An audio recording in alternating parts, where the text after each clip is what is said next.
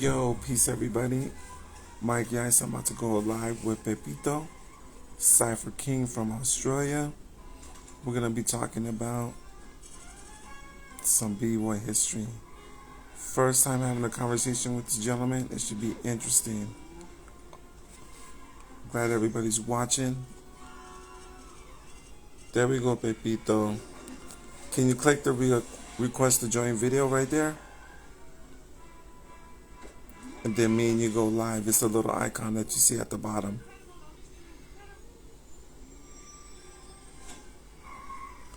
Boom, there we go. What's up, Rudy? How you doing, bro? About to do this little interview real quick. Thank you. Yeah. Let's turn that camera around. That'd be helpful. All right, peace, MIKEY-ICE. Yeah, Yeah, how's it going, bro? good, my man. How are you doing? Pretty good. Let me put on these headphones.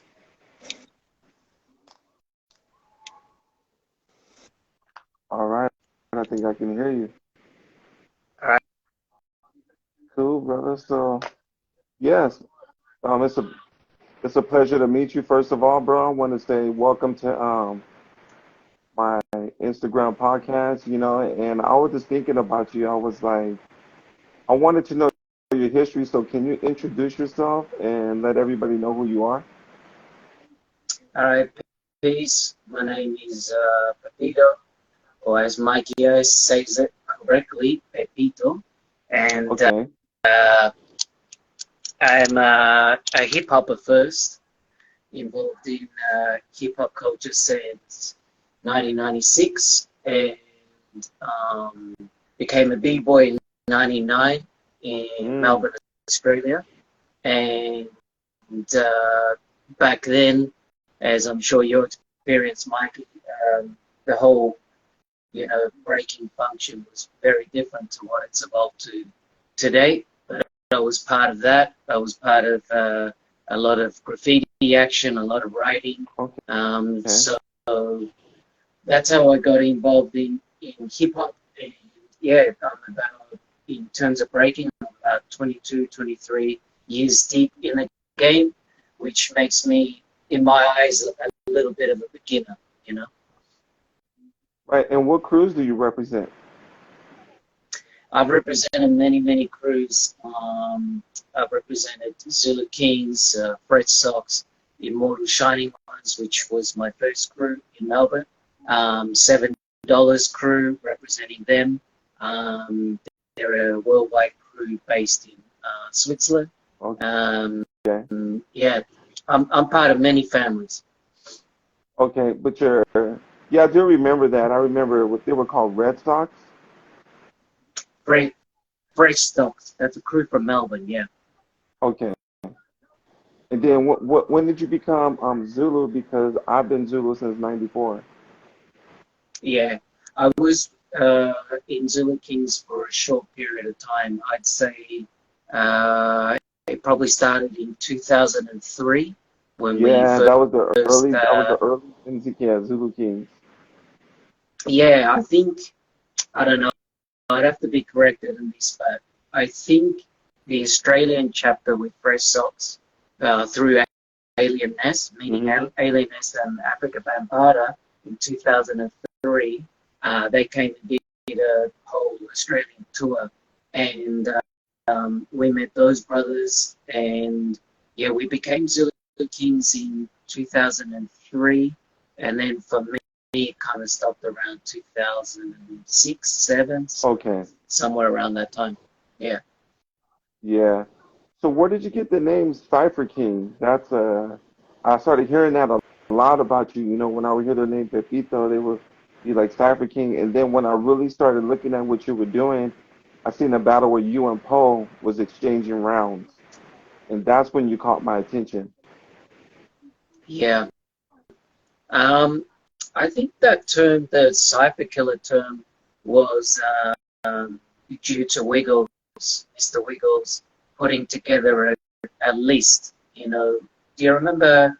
Of course, you remember. You're the breaking historian on the VHS, at the he used to do a top 10 of B-boys Yes. on VHS, and I remember it being, I think, at the end of the Remind video, he had, 10, 9, 8, he had all the people listed on there.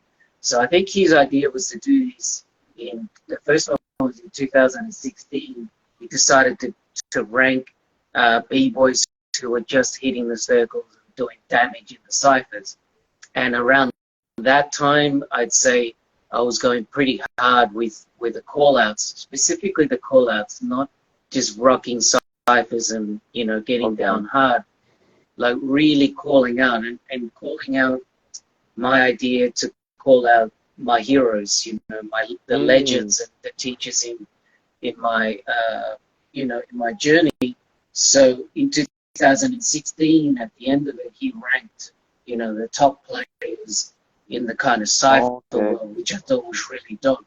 And then I was at the top of the list because I think that battle with Poe probably happened not in 2016, probably 2018 when he came here to Perth. But that was a really dope and revolutionary kind of idea. So salute to Mr. Wiggles, the big brother. You know what I noticed about your style is it's very foundational. I don't really see you doing too much power. Is there a reason why that you just kind of really keep it to the floor instead of just trying like air flare to 90 or flare to 90? Like, can you maybe share that with me? I was kind of curious about that. Because to me, it looks more b-boy. When I see your style, it looks b-boy. It doesn't look like you want to like just like try some power though. You come out and start like a b-boy and you end like a b-boy. Yeah, you know what that is? That's I think evolution because I it's evolution and adapting to the environment. I think because things are very staged now, we have to, the style adapts to the stage and to the stadium and projecting yourself and taking up the space. The surface is also important. So I wanted to, with a little bit of intention and probably just out of circumstance, I realized that doing bigger movements is really taxing, and if you're going to go to the death in the end, or you want to, let's say, make more than 10 rounds with somebody, then you're going to have to, you know what I'm saying? You're going to have to keep everything tight, short, a lot of impact. Do you know what I'm saying? Yeah. So going all out is all good if you know that it's going to go 3 or 5 maximum. But when it's open-ended in the circle, you're in charge of what's going on. You know how much you got left in the tank. And space is another thing. Sometimes you be in a tight circle, sometimes you be in a bigger one, sometimes it closes on you. So the style has to replicate the environment. It has to be versatile, Okay. I like that. Besides you battling Poe, who else did you call out, that had a name for themselves? Man, I'm going to give my YouTube channel a plug right now. Okay, Go go ahead. to Pepito 7. Go to Pepito in the Cypher on YouTube, and you can see the list of names that's gone down. I would say in the top 10 kind of battles that I've battled, Abstract, Flowmaster, who else? Now they're not coming back to me. Keeps, Rudy Goblin. I mean, you really? name it. I've tried it. I've done it. And if it's not on film, then they probably didn't take the call out. So they were probably, not warm enough or something else was going on. But that's all part of the game as well. You can check out all of those call out stripes. There's just a lot of names, and also it's not really just the people who have obviously got big names or legends or huge contributors to the game. I also got many call outs with younger guys. that's all part. That's all part of the big. Okay. It's not just going upwards; it's also going downwards and handing that down to the next generation.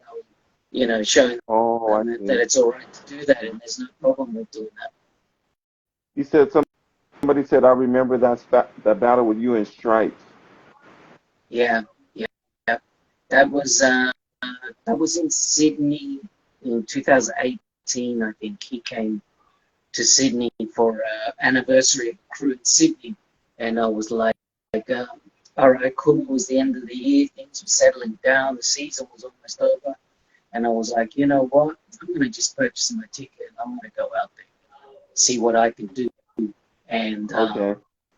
we had a funky good time, man. We had a really good time. I've known Stripes for a while. He's a cool brother, and it's nothing but love, you know. It's all for contributing to this movement. Right. So for you, Pepito, when was the first time that you seen breaking? Because the first time I seen breaking, I was probably about 12 years old, going on 13. And I remember like at my junior high school, I seen some kid, he was doing footwork on numbers, and like I didn't, at that time, it didn't have a name for it, and I remember seeing the early beginnings. And then when I got home, I seen the New York City Breakers on TV. That's the whole concept why I call my brand Mikey-ICE TV, because the first time I seen breaking, I seen it on TV and I seen the New York City Breakers. And I want to ask you from your point of view, when was the first time that you ever caught a glimpse of breaking? That's yeah. That's the more I think about this, the more I realize that maybe I don't have the definitive answer. You know, you get these little flashes and these little because I moved to Australia in 1986 from South America, right? So Oh, you're from South my America originally? yeah, I'm from Argentina. So we Oh, moved okay. over to Australia, and that was 86. So everything was hot in terms of the 80s and breaking. Australia's always been a little bit behind, obviously, the American curve in terms of, culture and that type of stuff. So we got everything a little bit later. So maybe when breaking wasn't as cool in the States, it was really hot here, you know? Yeah. So I'd say, The reason, you know, yeah, go, I'm go. sorry, I just want to add to that. The reason why you're right, like in '86, breaking was already it died. When people say like it never really died, like where was that? It died though. Like bro, I remember I went to school and people was just like just play it out, Mike. Like we're not doing that anymore. So like yeah, so from '86, like breaking it didn't really make a comeback until maybe like I'll say like '91 when Zulu Nation and Rock City Crew started coming back to the scene, and Mauricio and Storm start going to New York Battle Squad, and then that's when the momentum of breaking started coming back. But that wasn't until like 1991. Yes. Uh, so see, that already kind of shows the wave because if you said, 91, 92, it started getting hot again in the States, Mm-hmm. that generation that kind of birthed me was in 95, 96. Okay. That's when people started teaching breaking kind of professionally, in Melbourne, and I started getting first-hand kind of Mm. in-person glimpses of what breaking was like in Australia. But there was a show in Australia called Talent Search. It was kind of like X Factor and all this kind of Okay. stuff, that talent shows.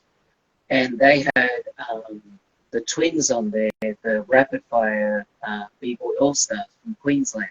Mm. So they entered there. It was Jamie, so Exit Seas and Busk, and there was three of them. And if you go on YouTube, you can still find the shows because I went and looked. I did for them and found the actual videos, like poor quality, but you can see that they made the finals and they ended up losing. They almost won the whole thing, like a couple of $1,000 or whatever for the final. But Okay. that's really when I saw breaking. Like I really saw it solidified. Then obviously there was other things, in South America when we left. I remember seeing Michael Jackson. Michael Jackson was like off the charts, you know what I mean? So Yeah. I always saw dancing and movement and all of that type of stuff. And I remember before I saw that talent search, I remember breaking with my cousin, and we were about what, 6, 7 years old. And Oh, I okay. remember trying for work. I mean, we were doing whatever, you know. We were just scrambling our feet, you know, going from tabletop and twisting. I remember doing that in our socks on carpet. So I was already seeing stuff, but I can't pinpoint Mm, 100% what it was. It might have been a commercial or something like that. But the 80s was crazy. man, that's some history right there. So as we started moving into the 90s and you kind of started getting more of a visual of what was going on in the United States, like what crews to you started like kind of catching your attention, like as far as here in America? Well, that was, you know, that this will tie in perfectly to what you do and, you know, give you your props and all of that kind of stuff because the VHS was so important, man. Like the VHS, and luckily I, um,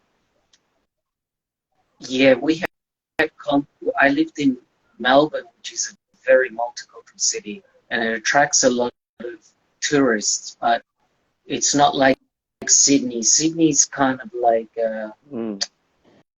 I don't want to put, you know, I don't want to say what I think LA is or whatever. What's up, Tofu? Okay, so LA, yeah, peace, tofu. There we go. There's a Melbourne B-boy right there. Okay. Um, yeah, I'd say like we had Melbourne's a very artistic city. Let's put it like that, right? So maybe New York versus LA. Sydney's more flashy with the entertainment industry and all that type of stuff. So Okay. different type of migration of visitors. So we had a lot of artistic people, and then a lot of shows would come. So we had these pair of Canadian guys who came over from Toronto, which is important because they have that kind of New York lineage, you know. Are you And talking they about the showed, Canadian Floor Masters? no, not that way back. These guys were just hip hop. And when I Okay. mean hip hop, is they were writers, they were digging for records, they were going to rap shows. So Now, that's how it was. Everything was connected. I mean, you could look like a b-boy, but you weren't specifically a b-boy. You know, you could be hmm a writer, you could be an MC. Everybody, you know how it was, Mikey. Like you were part of that wave. Like everyone just had that style, the backpack. And, do you know what I'm saying? yeah, the backpack. So, yeah, and everyone dabbled a little bit. Everybody did a little bit of breaking.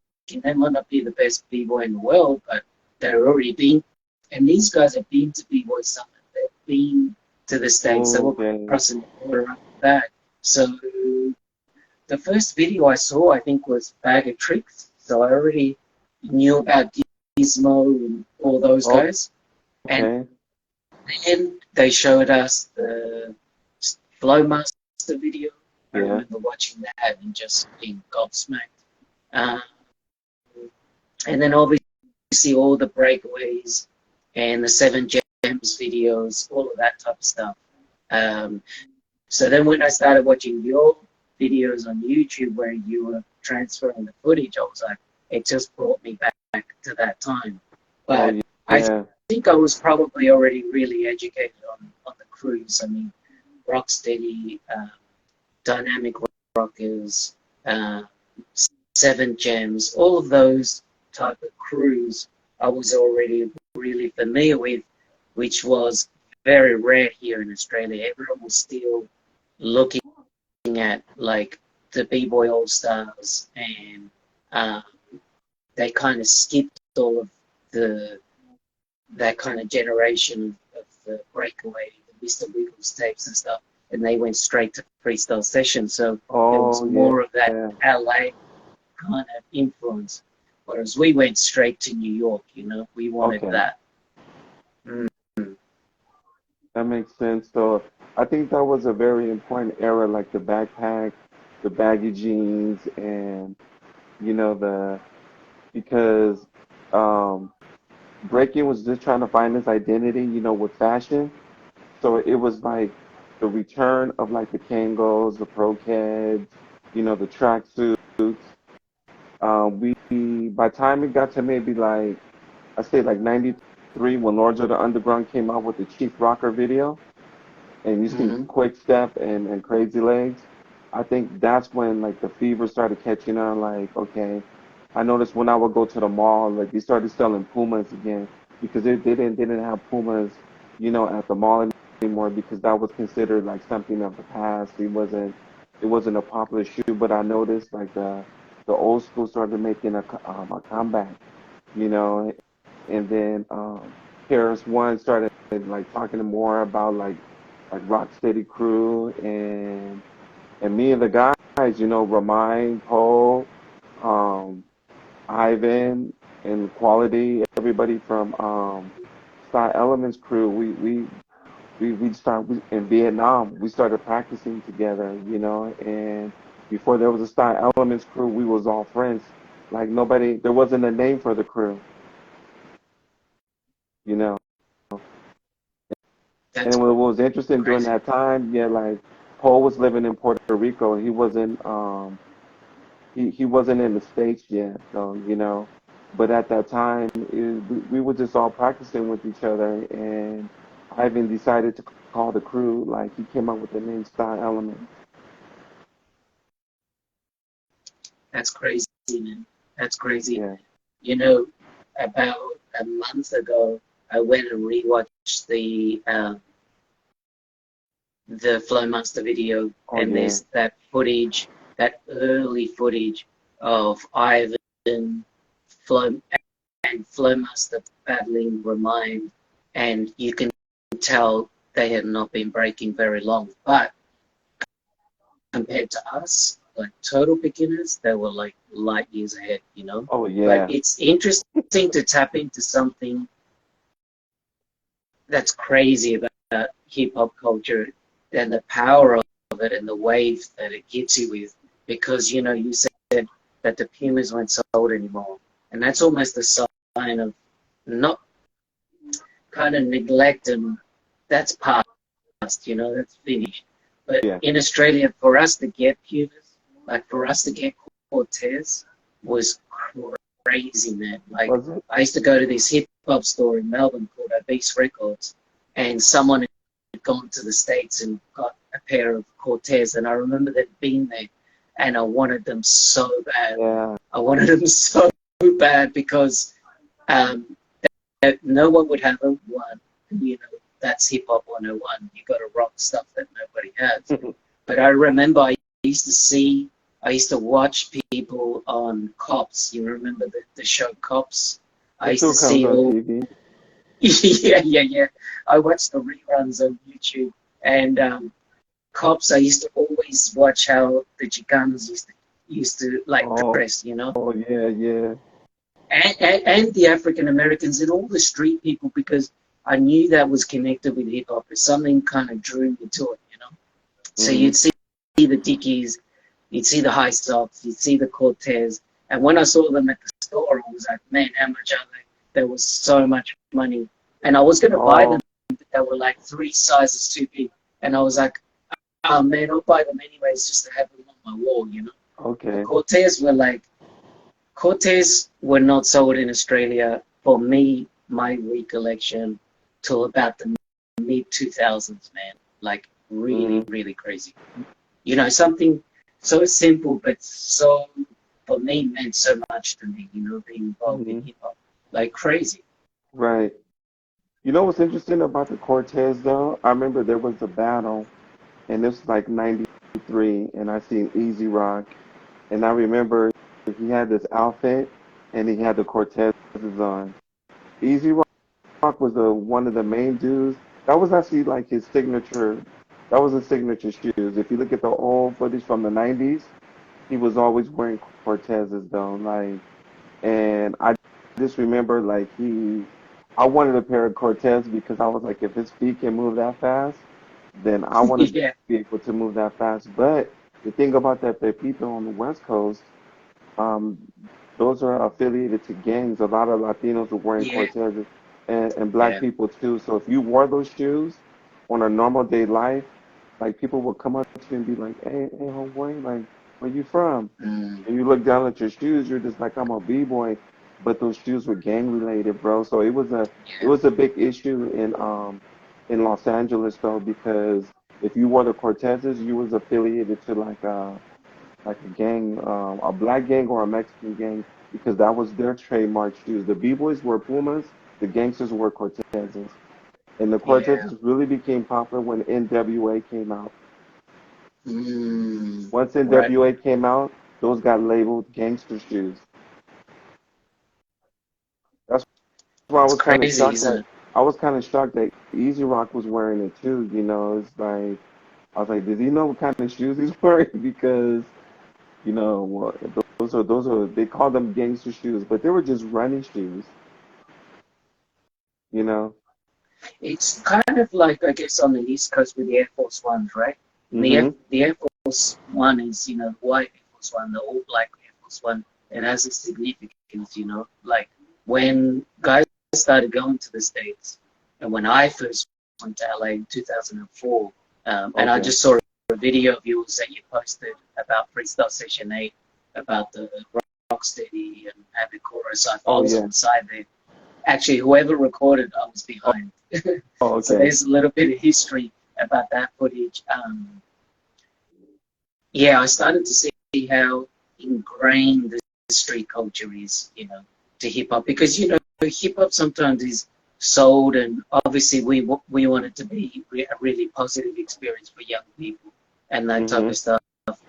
But even in Australia, the hip hop scene was super rough, man. Oh In really? the 90s, oh yeah.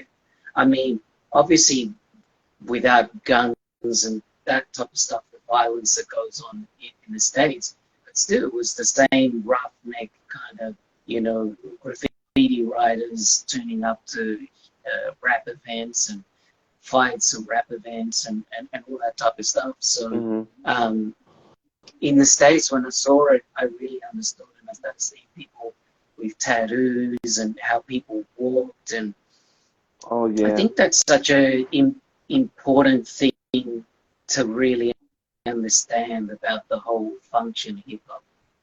I think those little elements here and there, the street culture, the Mm-hmm. fashion, if you skip that, I think it really affects your breaking, it affects your It writing, it does. affects your emceeing, because I always say to people, we're involved in an Afro-Caribbean Latino Mm-hmm. culture. So it goes beyond dancing, it goes beyond fashion, it just goes, it's ingrained in daily life and how people move, and how people eat and how people adapt to their environment, and how that native culture in us comes out, it comes out and expresses itself in a modern society, a Western society. So I've always had a real fascination with that. But I think it's really difficult to get to a high level of breaking or writing or anything else without having that foundation. That's what I think foundation is about when it comes to hip hop, being a Yes. b-boy or whatever else. Yeah. I think that's the perfect example too, because I feel that way with breaking scene today. Like when I see people break, and if I don't really see that funkiness and that connection to the music and the African American and Latino contribution to it, it looks like a generic version of breaking to me. Is because that comes along with breaking. You can't separate that culture away from the b-boy. That's the reason why the b-boy it is what it is, because it comes from that environment. It has a certain energy, has a certain nice, like if you wear your hat is look nice. You got a nice chain. Everybody I know, every break, everybody looking fresh, bro. Even your shoes has got to be clean.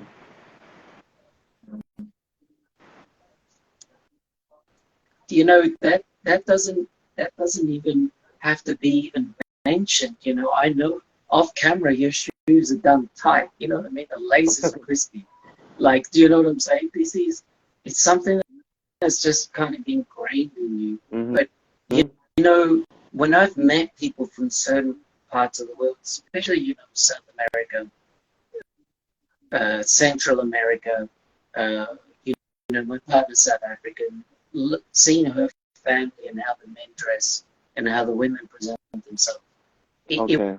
was inevitable for hip hop to be created. Do you know what I'm saying? Because it's just such a common thing. Like, it's not even thought about. Like, now, of course, it's our job, and I'm not complaining about it.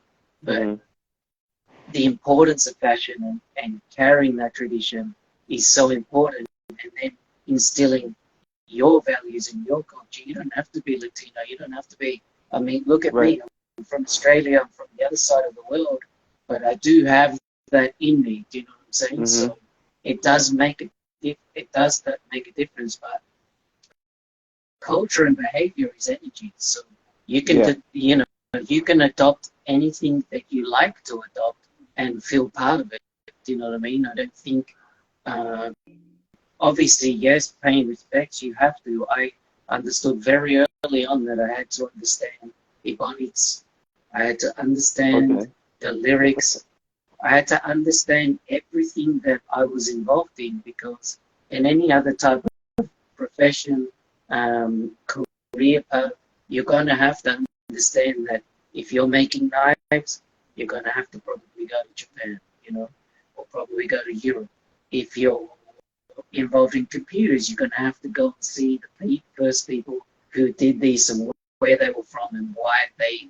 So it's a no-brainer, but I think because hip hop were involved in a kind of a independent, individualistic, it's Mm. all up to you how much you learn. You can't go to university for this unless you've got a good mentor. Um, you're going to have to learn it all by yourself, and all the resources. You're going to have to be a really resourceful person. You know what I mean? So Yes. I think now we're in the era of probably professionalism and athleticism, Hmm. and it's hard to put that cultural stuff into what is happening now, because I we're know. entering, we're being boxed in. We're voluntarily boxing ourselves in to the system, and hip hop is about breaking out of that system. So there's a clash there. You know what I mean? Right. That makes a lot of sense though, because you said something important. Like I can see that we're going into like a new era, and I can see everything becoming professional. And now everybody's gonna start like telling their stories about like when they started breaking, even if it was 5 years or 10 years, and it's gonna be interesting because when they tell their story, say like if they started breaking 5 years ago, it's gonna be it's gonna be different, because it's like they didn't come from that era when you had the nameplate belt, you had the Kango, like I said, you understood Ebonics, you had the lettering on your hat is, and for me, I think I really don't know what to say to that too, because I feel like a lot of people like they're gonna be they're gonna get the short end of the stick about really how it really goes down. But that I I kind of made this decision a couple of years ago. I was like, that's an opportunity to be Mhm. responsible, you know, to speak about it and not Mhm. skim over it, because now people talk about culture, Yeah. and then people starting to talk about breaking culture. I know. And I'm like, breaking culture? There's no such thing as breaking culture unless we have hip hop culture. We get our Exactly. fashion from hip hop culture. We speak the way we speak because of the roots of this culture, Mhm. you know? Me, you can, totally different part of the world, different time zone, everything else, but we can understand each other and understand Ebonics and understand the terminology and how this is done, and totally different history. But I think it's a really good opportunity for people like yourself, like myself, to evolve also, and not be there just, you know, talking at young people, you know what I'm saying? Yeah. Like Mhm. being patient and being compassionate and patient with people and being like, okay, if somebody, I'm going to almost, you know, already understand what I'm going to say to them. So it can be simple, shorthand, and, you know, we're coming from a generation where everything's very quick online. So it has to be delivered in a very caring way. Ye- You're not Yes. offending, you're not coming off too brash, but you can still insert that hip hop in there, man. Like, you know what I'm saying? It's Mhm. like you can still and be very articulate with it and go, this is why the name is important. This is why we Right. say this word. And if I don't know, let's not get egotistical about it. Ask Mikey-ICE, he's from the West Coast. Ask Ken Swift. Mhm. Ask, you want to know something about Australia? Ask me. You want to know about ciphers? Ask me.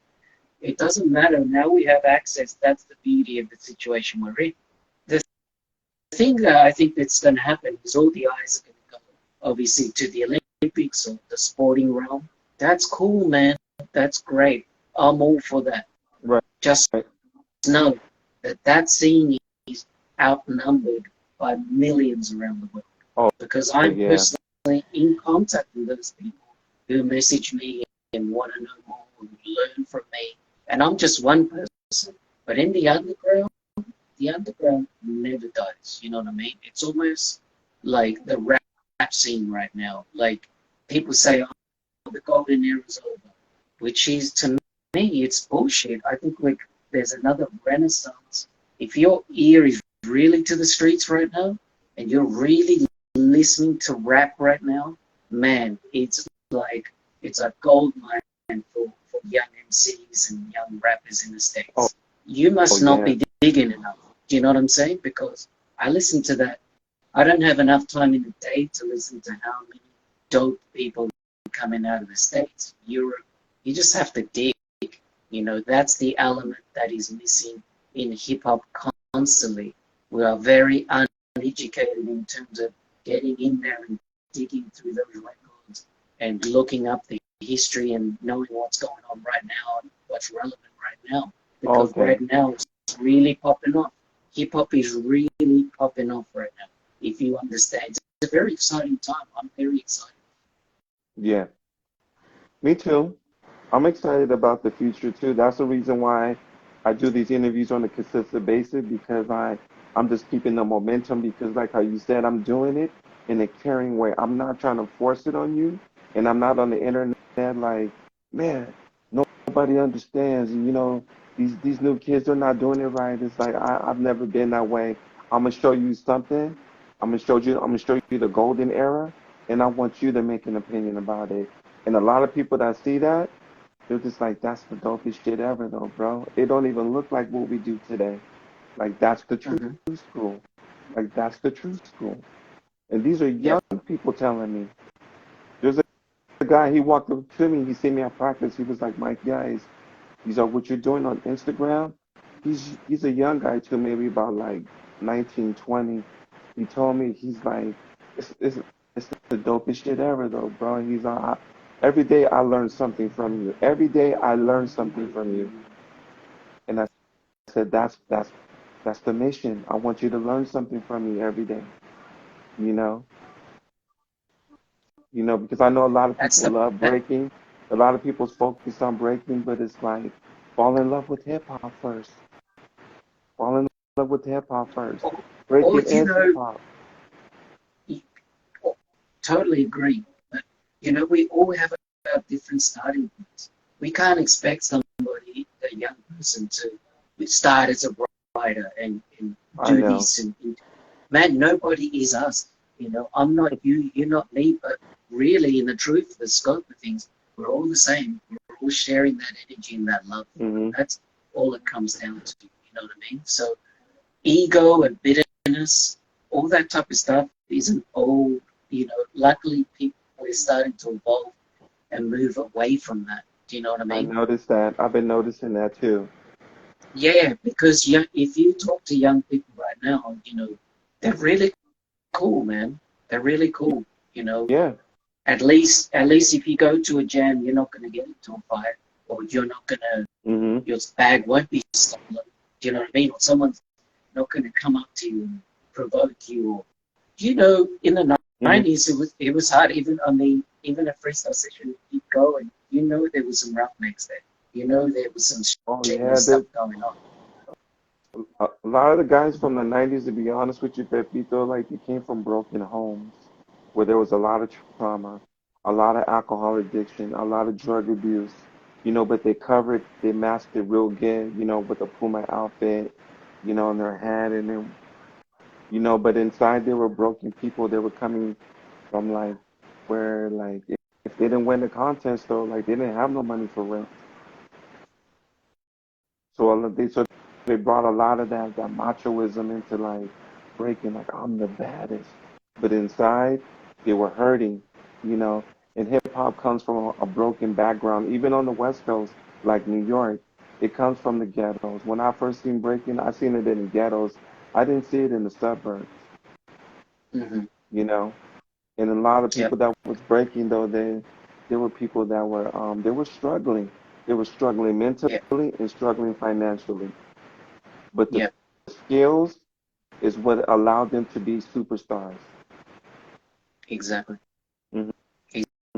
Exactly. And it still has hints of that. That's never Yeah, I going seen it. to leave it. I think that's why it's been so hard for it to become professional, because it's a Mm. wild beast, and it attracts people who are, yeah, people who are struggling. But I did a workshop um, last month in Vietnam, right? Oh, And I okay. always say in my workshop that without any form of struggle, hip hop does not exist. We need the challenge, we Mm. need the friction.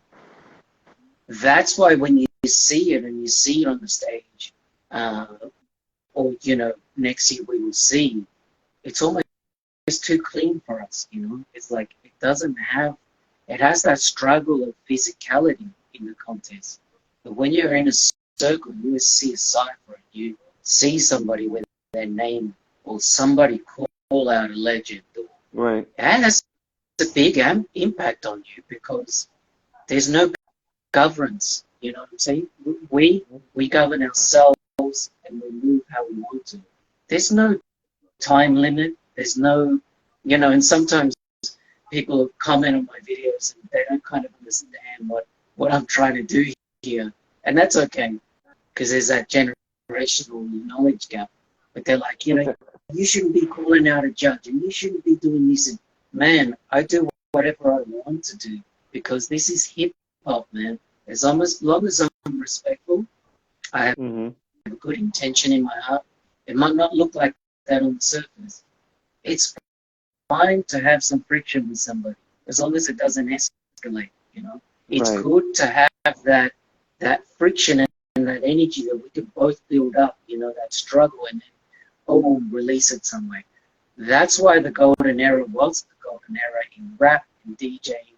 Nothing will go past the 90s, because it was the trauma was there. That was the driving force. The financial struggles were there. Now, Hmm. if we become professional, which is not a bad thing, that's great. We worked hard for this. And I'm not knocking anyone for doing that. You want to live off this? Great, man. Go for yours. Um, we will see a different type of breaking. And I think that's what you alluded to before, that you were like, there's something missing there. There's something missing there, that funk, that street grittiness. And anybody can have this. It does not matter where you're from, because if you carry that, it's going to show when you move. Right. You know what I mean? And I'm still really undecided whether that can be learned or not. Is it innate? Is it environmental? I don't know. Maybe a combination of three. I Where think you I can. think it I think honestly it's environmental. I don't think you can learn how to be, a certain way. I think it's environmental, and because during that time in the 90s, like if you lived in the Bronx or if you lived in South Central, like I used to have to go through gang territory, bro, to get to practice. And a lot of times those dudes would be lined up in front of the community center and there'll be some Crips and they'll just look at me and one dude would be like, who's this guy? And they'd be like, yo, that's Mikey-ICE. And they'd be like, all right, cuz, like, we'll let you through today, though. So you kind of had to come, Yeah, you couldn't come through like all happy, like, hey, I don't want to come to, you had to come through like, yo, what's up? What's up? What's up? Mike, yeah, yeah, man, Mike, to let them through, so you had that, you know what I'm saying? yeah, It was the environment that made me have that energy when I came into practice, though. I didn't come in happy, though, because my environment wasn't happy. man. I think in the States where you're from, I can only really imagine New Yeah. York, so I wouldn't speak on it. But when I've been to the States, I see that in young guys, Yeah, young guys, even men, it's a survival mechanism, it and is. we have a little bit of that here on the streets too. I mean, not to that level, but that's do or die, business. Mm. That's like, if they're not going to let me through, I'm going to lose my shoes, I might get beat up. Like, you never know what happens. Um, and it's funny, you know, I wouldn't, I probably would not walk around like this in the States. You know what I mean? Oh, Like, I know oh that yeah, much that yeah. I You would dress, not. yeah, you Nah, dress like it's that. If you had your shirt yeah, buttoned up and the yeah, Cortezes, yeah. oh yeah, bro. No, no. I would say wear something neutral, almost touristy. You know what I mean? Still rock it, hip hop, because that's part of me. But Hmm. I Yeah. remember guys going over to the States and like wearing red Oh, and blue, and people were like, "Dude, take that off right now." Don't be wearing bandanas oh in yeah. LA. It's Oh my crazy, God, bro. that's just no, no. Like, That would get you shot, even if you didn't want to oh be yeah, shot. You would be shot yeah, on sight, though, bro. It's kind of crazy because you're right, though. Like you having your name on your head like that and your shirt buttoned up, that culture is like basically if another Latino dude's looking at you, he's gonna want to know what's up. He's gonna, what's up with that? What does Pepito mean? yeah, Like yeah, where you from, homeboy? They're gonna ask you yeah, directly, and sometimes, yeah. depending on the mood that they feel, it determines the Hmm. energy that they're gonna throw on you. If they feel like you're a Yeah, threat, then they're gonna take something from you. If they feel like yeah. basically like you don't mean anything, they'll just be like, "Oh man, leave home, Pepito. Like, what is that, man? Let's go. Let's go down the street." You Yeah, know, yeah, and that's our environment, though, bro. Even right now in 2023. Yeah, even in yeah. I could imagine. 2023. I would imagine. I haven't been to the States since Mm-hmm. 2018 for freestyle session, but I could imagine. I mean, it just evolves and evolves, but the environment, and I think the competitiveness just never leaves people. Right. I mean, it would never, uh, you know, leave people. But Mikey, a, an important point as well, man, is that hip hop can transcend things because it's energy, Oh yeah. and here we are talking, and I've always looked up to people in the States, that's where, 90% of my heroes descend from LA, New York, Toronto, all that, Miami. So Okay. it's not where you're from, man, it's where you're at. It really, that saying that kind of left us in the 90s is one of the biggest truths about hip hop and this movement. Because Mm. here I am in Perth, Western Australia, right? One of the most isolated cities in the world, and I can be me, I can be Okay. Pepito. I can come up to, you know, create a legacy for myself, build Mm-hmm. something. But that's not to say be egotistical and be like, I'm self-made and Okay. I did it from straight. It's not like that at all. I've studied this thing for 26 years plus, Mm. That's why I say I'm very, very young in this culture, because I know people have been in this for 40 years and grew up in this environment. So Yeah. there's a misconception that it doesn't matter, where you're from, it's where you're at mentally. All right, cool, I'm a world beater. It doesn't work like that. Like, you have to understand the culture, its people, and keep that with you. You know what I mean? Like, and understand the cultural differences, not just the language, the cultural differences in all the hoods in LA, all the boroughs of New York, all of, how the lineage got passed down, how the knowledge got passed down from New York to Miami. I've done all of this work, Mm-hmm. That's when you can truly say, okay, cool, I'm a student of the game, I've connected with people, I've spoken with people, and you can do that from anywhere in the world. It doesn't And matter that's if what I'm you're doing right now yellow, with you. yeah, yellow, purple, orange, it does not matter. It doesn't even matter the language barrier, but you do have to understand English. You have to understand phonics. You have to understand slang. You have to understand the little synchronicities that we just spoke about. Cortez, okay, I wouldn't wear those there. Okay, even rolling the one leg up, means something different on the East Coast to the West Coast. All of Mm-hmm. that stuff I had to study and understand because it enriches breaking. It makes it rich. You know what I'm saying? When Right. somebody's faking the funk and they're just on stage wearing it, and you can tell that they don't understand Yeah. how to really rock that. Like, they might be combining this with that or whatever, and that's fine too. We all learn. You know what I mean? So that's Mm-hmm. really important. I mean, if anything in this podcast I want to get through is that we have the ability to do it from anywhere. It's energy. It can be changed. It Mm-hmm. evolves, but you have to pay respects to its inception, what those To people the were root. going through. Yeah. You have to understand that there is no skipping levels. You know why? Because, like I said before, you can start with breaking. You're gonna have to come back. You're gonna have Yeah. to learn about writing. You're gonna have to learn about DJing. Mm-hmm. And I'm not talking about just skimping, going, oh yeah, I know my history.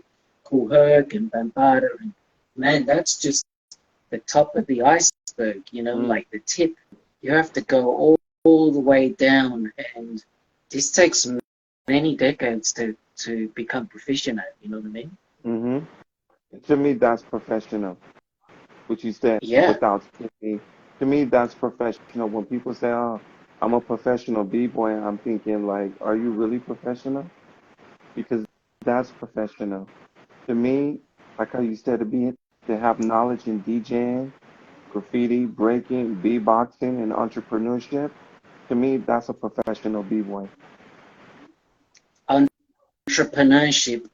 I think the reason why, you know, things have gone in the direction that we're going in, and that's fine, because of the lack of entrepreneurship, because Right. that's one of the elements of hip hop, is being Yeah. able to hustle and, and, Mm-hmm. and do whatever you can to survive.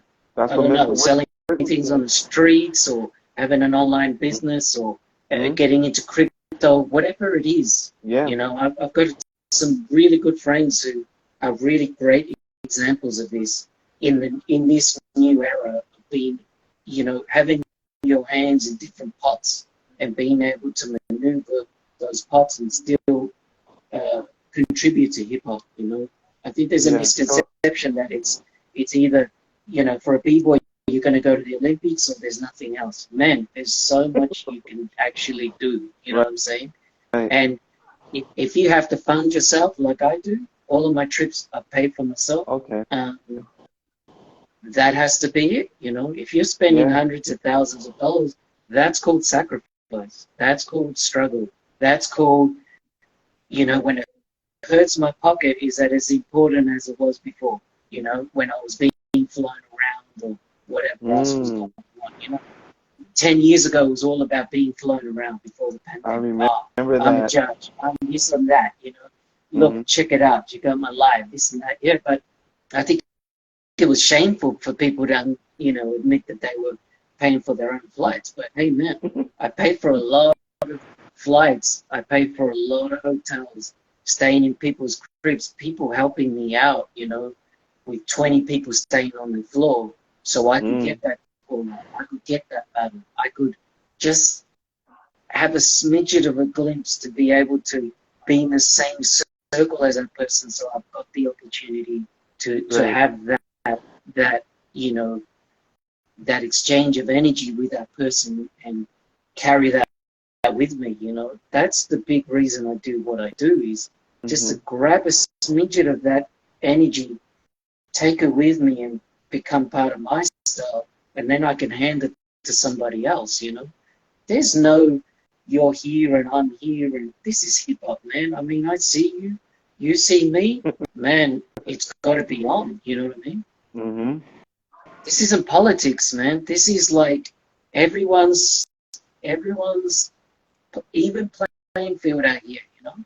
I could be judging, you could be judging, it does not matter. Some young guy approaches me, calls me out, man, that is your purpose, to be at that event, not just to kind of get paid to do this and then you judge a showcase. You know, I Mm. never really understand that thinking. That's Yeah. almost like a leader's mentality. I think there's no room for that in hip hop. Like, you want to lead by example, man, you got to go in there and like represent. Whatever happened to just representing? Exactly. Whatever happened to just representing, I think it's still there, but for the people like ourselves, because it's already in our DNA. You Mm-hmm. know what? Nobody's ever really flown me out to like a jam, you know, to like battle somebody or judge, but I've always pursued what I wanted to do because I didn't, because I wanted to represent, though, not only just for me, but I live by the B-boy code, like each one teach one. That's always been my There's a lot of mission. there's a lot of that, you know. There's a lot of like talking about it, but Hmm. you don't see it in action. That's You where I don't see think it, things have fallen to the side. You know, right? obviously there's many players, many contributors who are living by that and evolving with the times. You know, I think Poe Hmm. is one of those great examples. You know, Freeze from Ghost Crew. You know, what those great examples, who lives it, embodies it, sacrifices for it. Hmm. Because we don't understand what happens behind the scene. You I don't know, know. I don't know your situation, I don't know their situation, you don't know my situation. But when you see somebody contributing that much, or like myself, contributing as much as I possibly can by example, then you understand. I know I can identify that somebody's going through something. You know what I'm saying? Hmm. People getting flown out and all of this other stuff, yes, it happens, but in the post kind of pandemic time, I think it's a very rare thing. I think a lot of people have to be honest that we do still pay for ourselves, you know, because Hmm. that actually empowers somebody younger who's watching and going, I'll never, you know, because I was one of those guys. I was like, I'll never get flown out from Australia. I'll never do this. Okay. I'll never do that.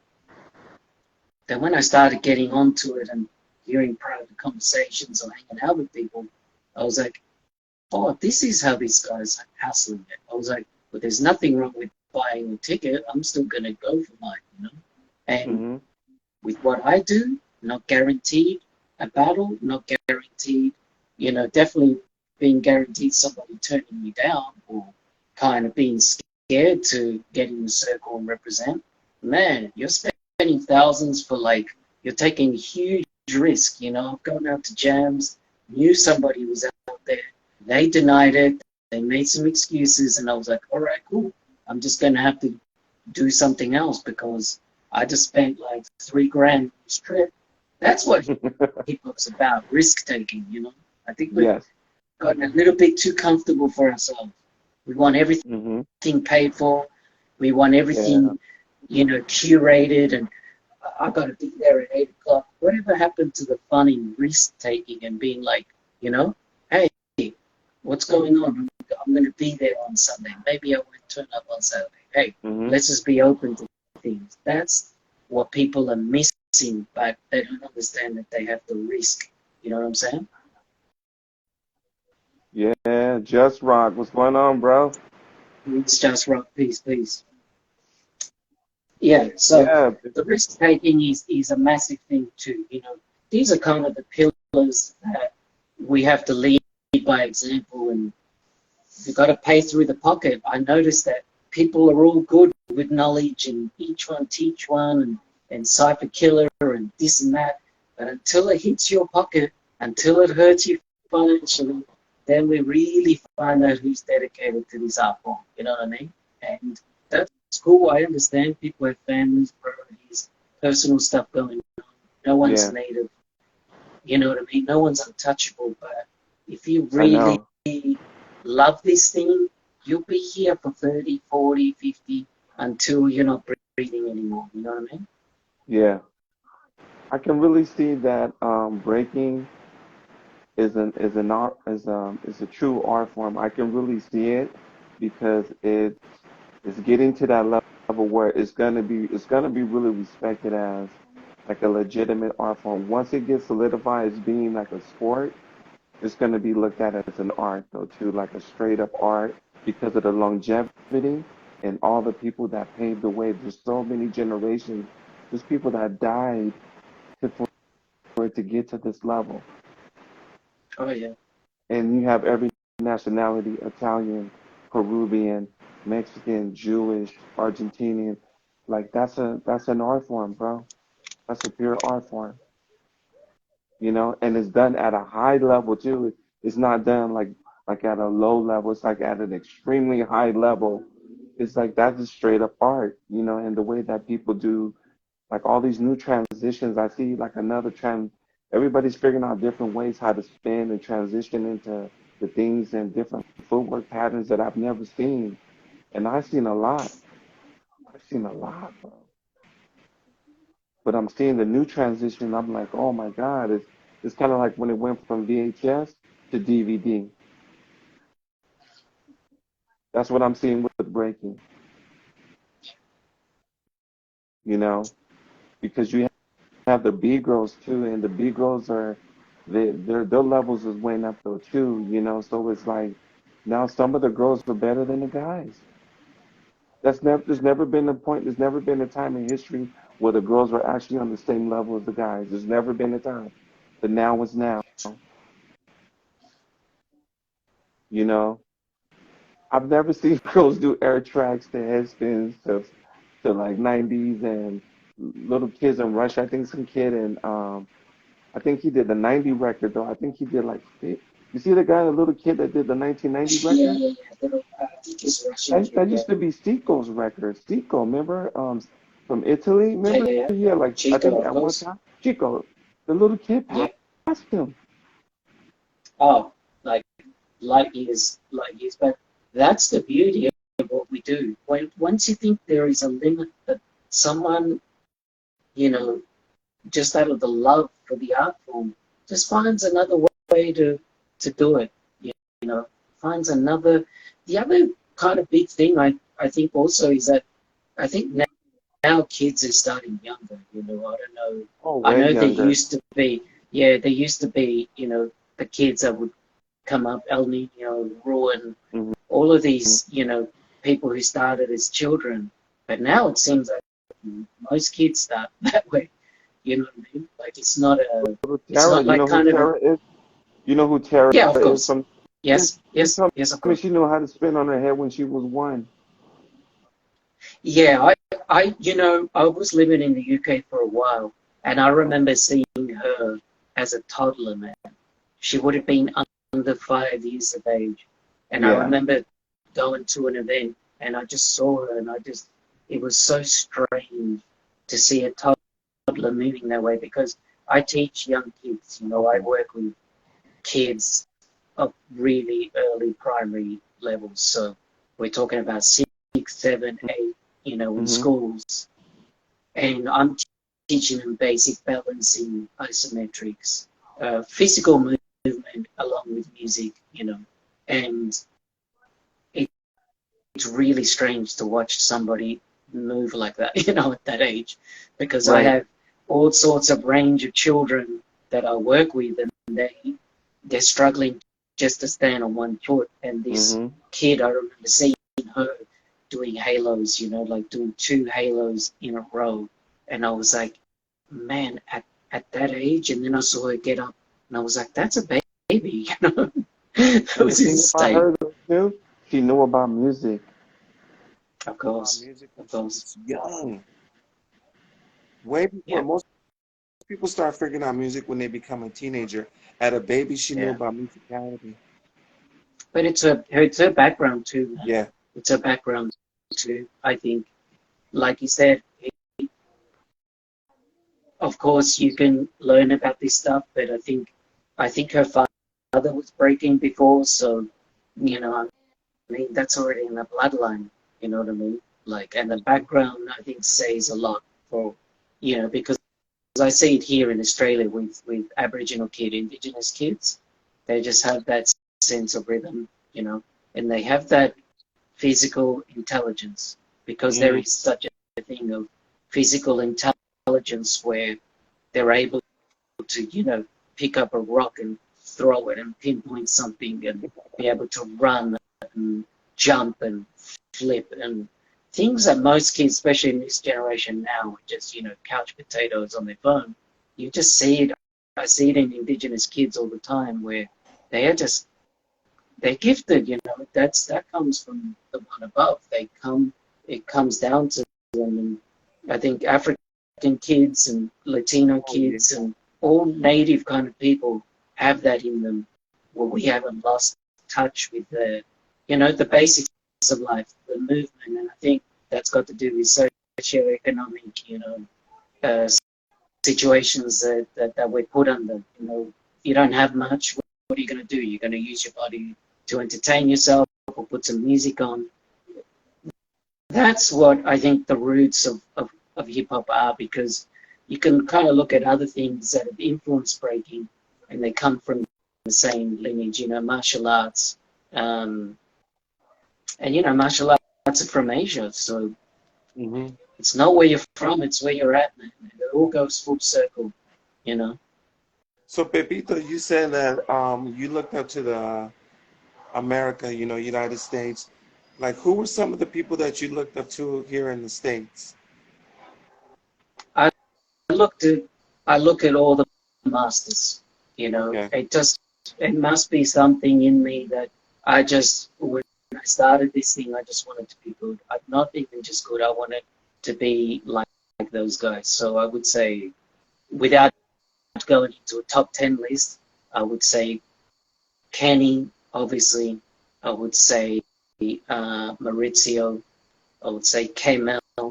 I remember when K-Mel came out here. Yeah.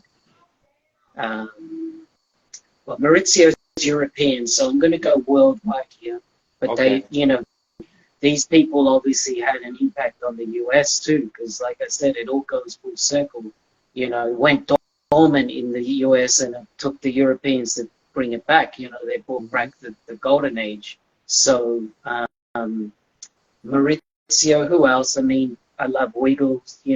For me, it's not just about breaking; Okay. it's about the funk styles too. I think the funks, in order to be able to be a great and exceptional b-boy, you have to adopt the kind of cousin dances that come with hip hop culture. So the boogaloo, you have to understand the blocking, even house dance. Has had a huge impact on breaking.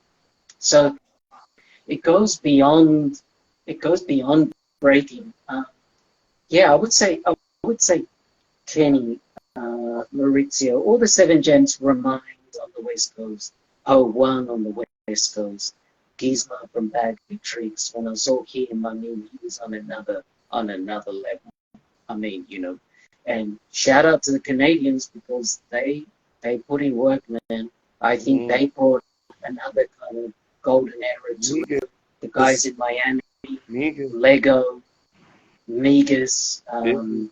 all the Flipside Kings in Miami, um, all of those guys. I mean, anyone that had, I think in the States, anyone whose style is beautiful to look at, I'm down to look at it, you know. That's a massive thing for me is the aesthetics. Just like the fashion should be on point, the style should be on point. If the toes are ugly, the fashion's ugly, the haircut is ugly, I'm not watching that shit. Even if you're spinning 20 billion times, I'm not watching that. I'm watching for something street masters, I mean, Yeah. skill methods, any of those guys I would be looking at because they have a beautiful style, you know, that's what I want to, I'm not looking at moves, I'm looking at a style, and I think we overlook that. A lot of people with breaking at the beginning, I was guilty of it. We look at moves because we equate moves to wins and championships, but a style lives forever, man. You know, some of my favorite b-boys, they've never won a contest in their life, but you can ask in a certain circle and be like, Migas, Atta, Torb the Mm-hmm. Roach, you know what I'm saying? Den, Roughneck Attack. Like, you can ask about these people and people will be like, oh, yeah, I know about those guys. Hey, do you know about so-and-so? So I try and tell young guys, yeah, you can win, you can get paid, you can get accolades, cool. But unless you are bringing a new style, your style, to the table, nobody's going to remember you then, you know. Mm-hmm. And that's longevity, you know. And unless you're prepared to sacrifice for 30, 40, 50 years, I mean, the envelope is being pushed all the time with Maurizio and Freeze and Poe. You know, these guys are in their 50s and these guys are like 40 years deep in the game. Wiggles. This is longevity, Kenny. This is the goal for me. You know, it doesn't mean anything the victories I had or the battles or whatever. It's the style and it's like a fine wine, right? It ages beautifully with time. That's art, you know. Sports is a limited time in your kind of career. Like, okay, maybe you can get to 40 playing professional tennis or NBA or NFL, but it's far and few between. You're going to have some external help to help your athleticism. So, but, you know, art, if you take care of yourselves, especially us with our bodies and stuff, man, you can go. The Shaolin masters, capoeiristas that are like in their 60s, 70s still doing it, their art form, you know? So there's no limits out here, man. This is hip hop, you know? Yeah. With the talk of the Olympics though, like, do you think that that's going to take off the rawness of the b-boy scene even more? Because now it's going to be it's going to be judged. Do you think that it's going to when you see the guys in the Olympics, do you think that it's going to take like the rawness off the breaking even more? Yeah, I think so. I Yeah. think so. I think, and it is what it is. If you get offended by it, then maybe you're part of the problem. You know what I Mm-hmm. mean? So, um, to me, there's three pillars to the b-boy, right? Mm-hmm. So, so we have you have to have an athletic body and an athletic approach. Mm-hmm. Yes. So that's really the pillar that they're dabbling into. The the essence of sport.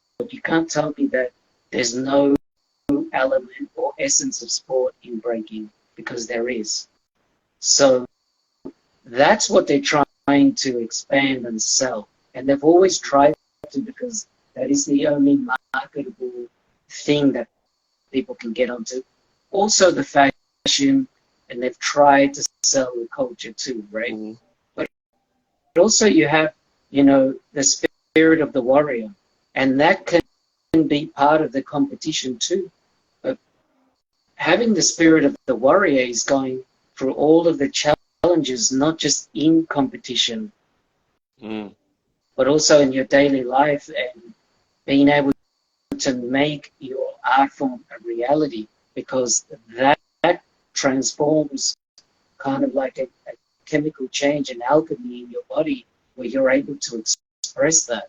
Now, if Mm-hmm. you're competing all the time and there's rules and they're telling you what to wear and you can't rock your name on your headpiece, you can't wear a do-rag. I mean, Oh, portion of that's a big portion of the culture already being stripped. It's being bleached out, right? mm-hmm. And then we also have the last pillar, which is the mentality and the knowledge of an artist to go out there and have some revolutionary ideas. When you're being boxed in, it's really hard for you to expand out of that system. Okay, but we all have our limitations, right? Okay, you might have shorter legs or shorter arms or uh, no access to this or to a practice place or these shoes or that. Those limitations bring out creativity, Mm. but breaking is a lifestyle. Hip hop is a lifestyle. So I think when people realize that they have to be in bed, they have to do drug tests, they can't speak to other athletes, they can't go to the after party, they can't have a drink or socialize and relax. Man, that's athletics, that's sports. There is a conduct in that. So they're bringing this huge, rich thing and they're trying to constrict it, which is okay. I'm not against it. I don't have any ill feelings against it. I just play my part in what I have. So if you take out one of those pillars, or two of those pillars, what are you left with? You're just left with the athletic and a little bit of the creative, but you're missing the whole cultural experience of, hey, check out what this guy's wearing, or man, this guy's speaking in a different way, or check out how he did his laces, or even the beats, the music we have to play because of copyright. The DJ can't even flex how he wants to. He has to play from the selection they choose. No swearing, no slang. Do you know what I mean? Like, where's the richness in that? It's just going to be a robotic beat. That's going to limit the dance too, because you can't even play with gesturing of the rap. I mean, if you cut rap out of a boom bap beat, Oh, what are you left with, man? You're left without all those stories, with all that ancestry, without all of that. If it's a MC that's passed away, that richness and that contribution that person gave to the culture, you left with nothing. You're left with an NPC, you know, just pressing buttons and the same selection that's being flogged all over the world. You know what I mean? yeah. You're handcuffing the DJ. How can you handcuff a DJ? They're the driving force of how we want to get down. But a lot of people complain about the Olympics, but these are the same people that made their names competitions. And I Mm. think that's really hypocritical because most competitions are already at that stage, where the music is already like that. We can't play this. You have to wear a sponsorship. You have to wear the energy drink on your head. We're already there, man. You know what I'm saying? So that's cool. Do you, but don't act like you're raw in a circle when you've been doing that for a very long time, or you're already acting like you're above other people. You're already 1 foot in the system. Now, if you've been getting down raw and doing your thing and playing your records and digging, yeah, you've got a space for you to complain about the Olympics, but complaining does nothing, man. Do you know what I mean? Let's keep it positive. Let's keep it moving. And the Olympics will do their thing and they'll give us other opportunities for us to, wake up. I think the Olympics really gave a wake up call to a lot of people that have fallen off and Mm-hmm. they thought, okay, cool, I've contributed, I'm done, I'm a legend. No, man, this never stops. This never stops. Mm. Dang, you said that like very well spoken, bro. I think what you said was it's like it's the blueprint. It's the blueprint to having a pure understanding of how to conduct yourself as a person. Because I see a lot of people, since they are going in that direction, I see a lot of more ego on them than I've never seen before. You know, and I'm looking at them, and you get to see they just have this aura like, and you see the energy drink, you know, in the hat, and I'm just like, you know, sometimes they don't even speak because they think they're on another level now. But like 10 years ago, you was begging me to, you know, if you can watch my footage or teach you how to top rock. But wait until people are getting flown places first class, and wait until they're buying houses and cars with this money. Hmm. I mean, you see it in professional sports all the time where they cannot handle that pressure and that amount of attention. Do you know what I mean? Because yes, it's a gift, but you get gifted something, you know, it requires a lot of responsibility. And the background that we come from, like a lot of people come from, where you don't have to be a student. Maybe you just struggle financially or educationally. Wait until they give you that contract, or, you know, okay, the energy drink, and I'm not knocking energy drinks, whatever. You know, I'm my own energy drink. This is my energy drink. You know what I mean? So, like, wait until that happens. But you know, pride comes before the fall, my man. You know that we're involved in a rebellious culture. We are counter system. We are freedom. We are expression. We are liberty. So it's going to be a big wake up call, I think, for a lot of people because Yeah. I think a lot of people are putting all their eggs in the basket and just the way the world is evolving, and I've learned myself in the last couple of years, you cannot depend on anything or anybody, not on one Mm. single thing. You need to be adaptable. You need to be on your game all the time, and you need to evolve in time because things are not as stable as they used to. This is the new world, you know.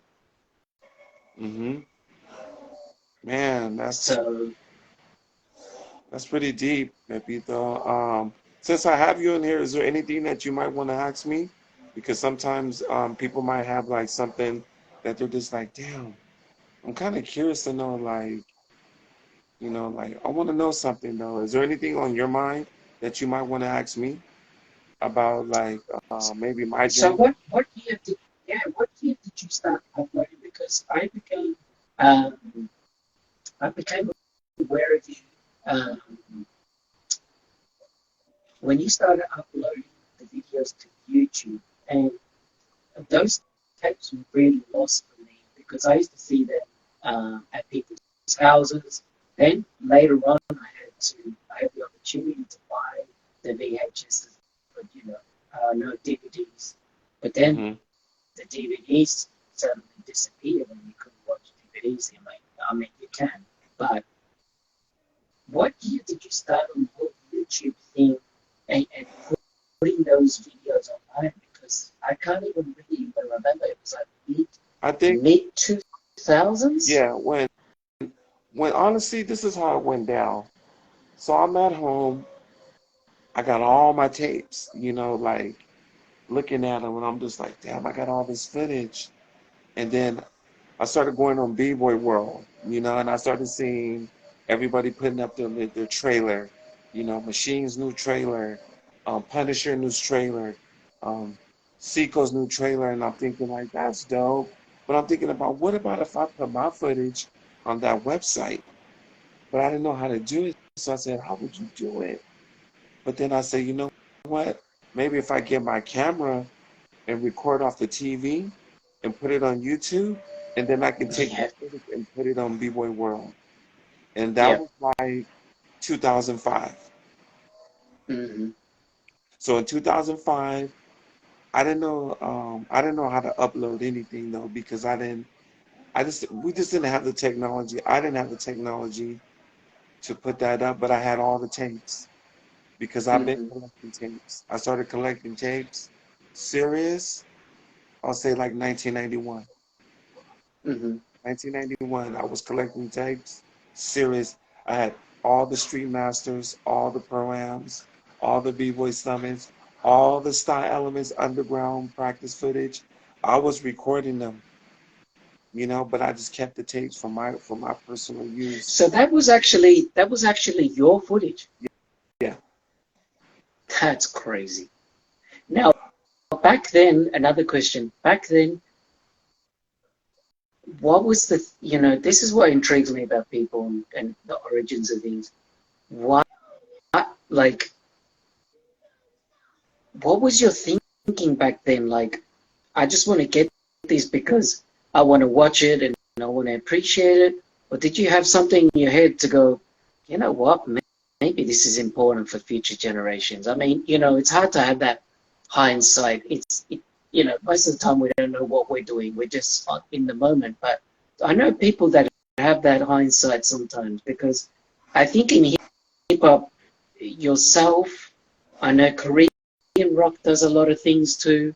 There's a lack of historians, people who are sitting there almost like a library, cataloging and going, okay, this is 95, this is Mm. 96, this is important for us to have because this is a time capsule. So back then, what was the purpose of you recording? Was it to give it to them and go, hey, check it out, let's watch it later on? That's what we used to do, at practices. What was the thinking? My purpose for doing that is because during that time when I really started recording footage, there was only really two videos out that really caught my attention was B Street and Breaking. Mm, And I watched them so much that I knew it by heart.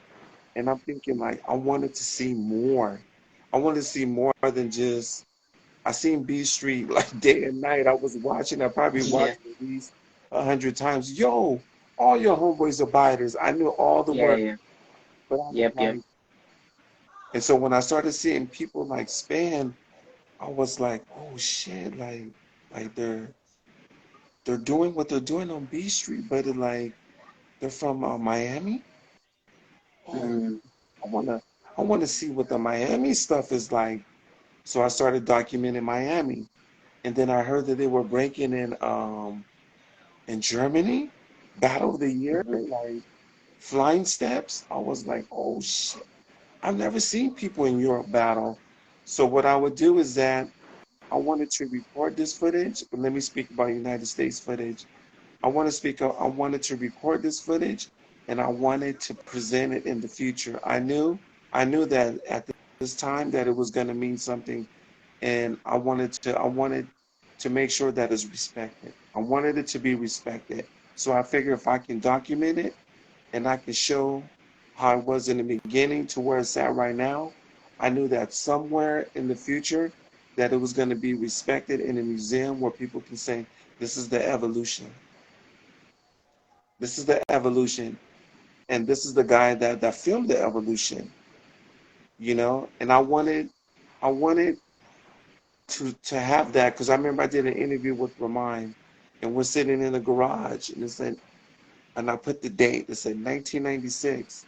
And he's like, yo, he's like, what's up? This is Ramon. He's like from the Style Elements crew, low budget. He was like, in the year 2000, he's like, somebody's going to see this tape and they're going to see how it was, how raw it is. And it's going to be in the future. And I'm thinking like 96, 97, 98, 99, 2000. He was already speaking 4 years in advance. He said in the year 2000, it's going to mean something. And that's why I recorded it because I was like, you know what? That is true. Maybe 20 more years from now, I'm going to watch this footage and it's going to mean something. mhm. And here we are. Here we are. It means a lot. It's Oh, like a gold. yeah, it's Everybody tells priceless, man. Everybody tells me from all over the world. I get messages every day though, bro. From Thailand to the Ukraine to Finland to Switzerland. Everybody's telling me what you're doing is like you are the true historian though, bro. And people tell me they said Korean rock. is the Asian version of Mikey-ICE. Yeah, yeah, yeah, yeah. That's what they tell me. Yeah, I said that is true yeah. because the difference between me and Korean rock is that I know everybody that's on the footage. Everybody. Mm. I have Mhm. relationships with everybody on the footage. I know Lego. I think you're the first one. I I was think the you're the first. first one. I was the first. First one. I think the other big one is Wiggles. I think without those breakaway and Yeah. Seven Gems videos, I don't even think there would have even have been.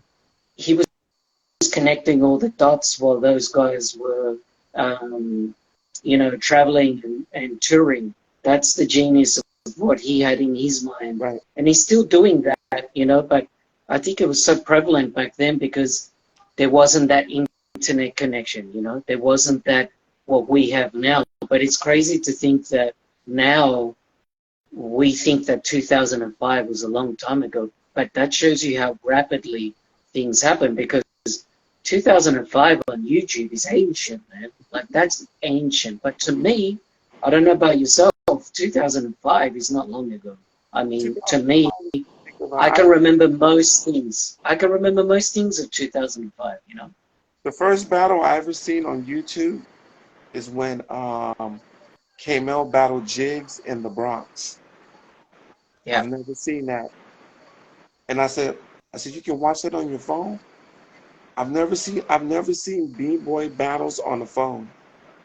And I seen when K-Mel battled Jigs, and then I was like, what?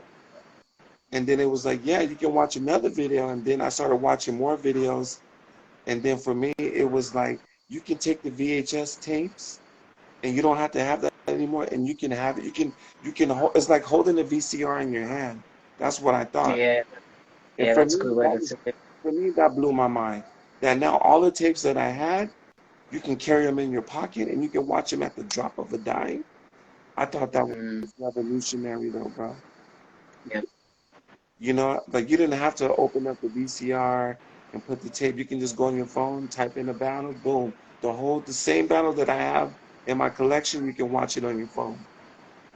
I know, Mikey-ICE, but I do want to make this point, man, that it does take away the quality Oh, and that element of digging. I mean, you can dig right now. I dig non-stop, but there's such an oversaturation of information and footage now that I yeah, actually watch none of it. I don't watch any of it. If I'm going to watch any footage, it would be from those people that I spoke about the masters of the art form, because that's interesting to me. You know what I mean? That has some sense of value. But tons of competitions, and what I will watch is probably a judges showcase, probably. But there's such an oversaturation, and it's so easy to do that it's eliminated that digging process. That process to be like, hey, I heard this guy's got it. Let's go to his house. Or, hey, can you bring that tape? Can I lend that tape? Or can I get my tape back? Hey, what happened to my DVD? Ah, shit, you spilled coffee on my DVD. It doesn't work anymore. Do you know what I'm saying? Like, I remember getting the Remind DVD from um, from a girl that I was dating, right? Someone had bought her that DVD as a present, and I remember sitting there and watching the Remind. And you could only watch that tape at that time. It's not like you could download it. None of that worked back then. So all you could do was watch it and try and store it in your mind. And I remember having it in my mind and thinking, having the song in my head. And you know what that does? That builds skill, man. That builds skills in your brain to remember visuals.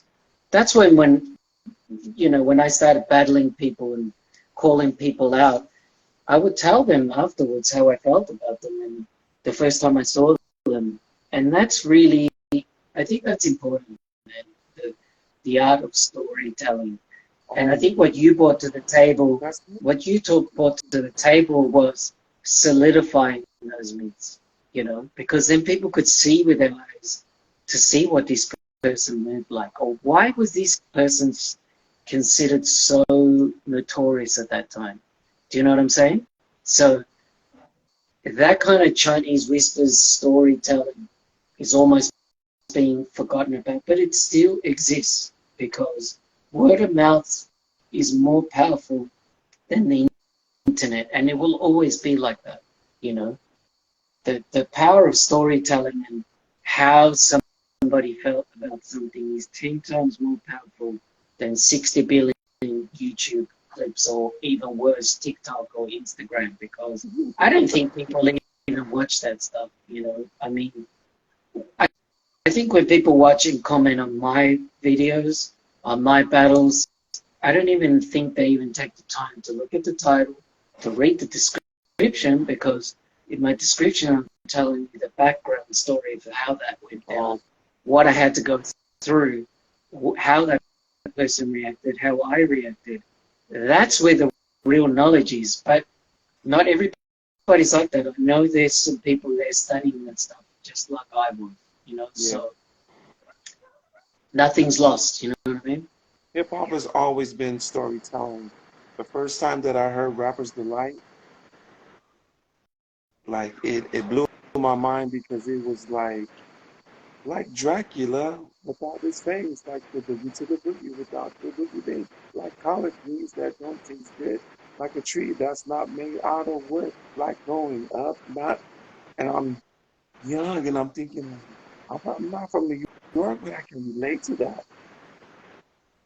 And for me, hip hop wouldn't be where it's at if it wasn't for storytelling. That's why Slick Rick and Nas and all those guys are the greatest storytellers ever. And rap and KRS One, because they're gonna tell you the process of where they started and how it ends. And that's how breaking is. When you're just on the floor and you're doing all the crazy power and I don't see the storytelling, I'm not gonna lie, I get bored. And I love breaking. That's why there's a difference between mastery, and when we're young, we're all rebellious. I Hmm. mean, if you want to stay active in this game, you got to keep that in you. Obviously, keep the ego in check, but that rebelliousness and that I want to do it my way. I want to Man, be authentic my way. It's very, very hard to find. And I know we want the best for breaking and hip hop, but there can only be a handful of masters. Us getting to mastery would not be something special. Do you know what I'm saying? Like, it's almost like going back to that footage. Like, yeah, anybody can upload. Anybody, yeah, but that means the quality's diminishing. You know what I mm, mean? It's not rare, then it's price.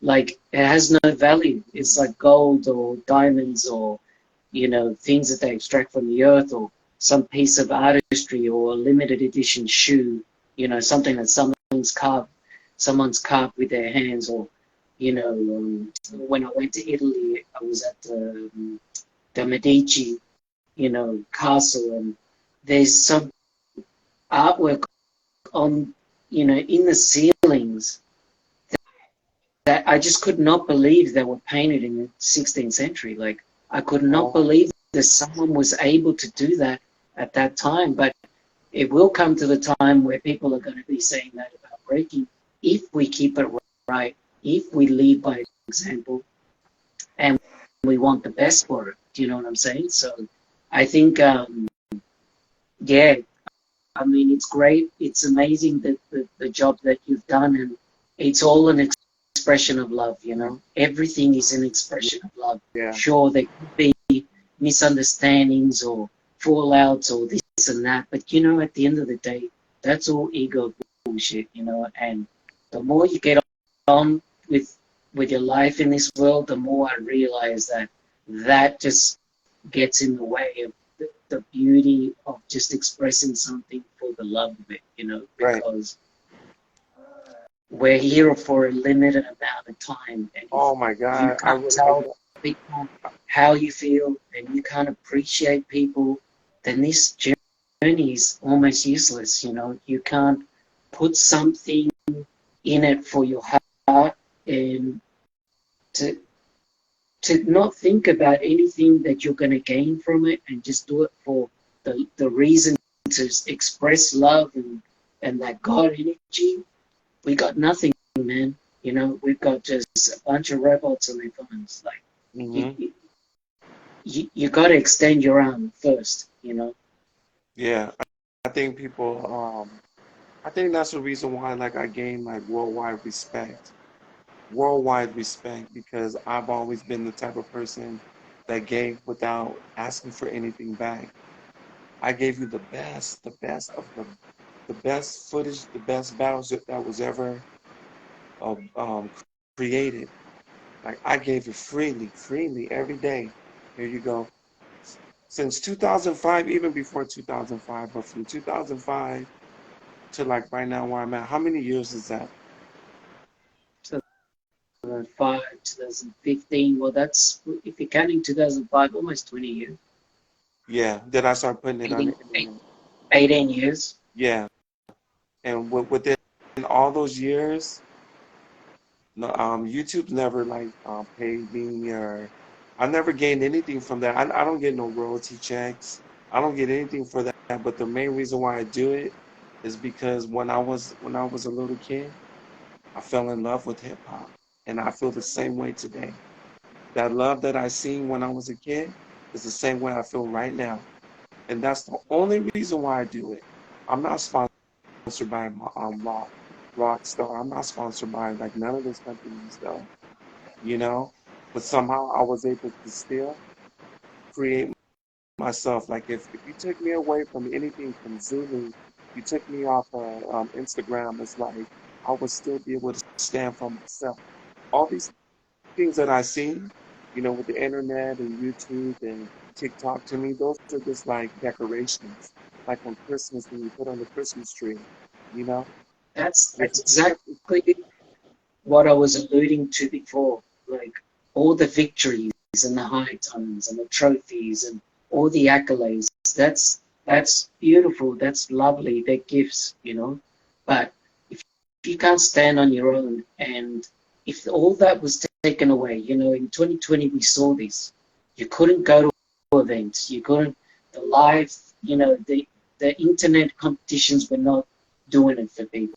People wanted interaction. People wanted atmosphere. People wanted to celebrate, but it wasn't the time for that.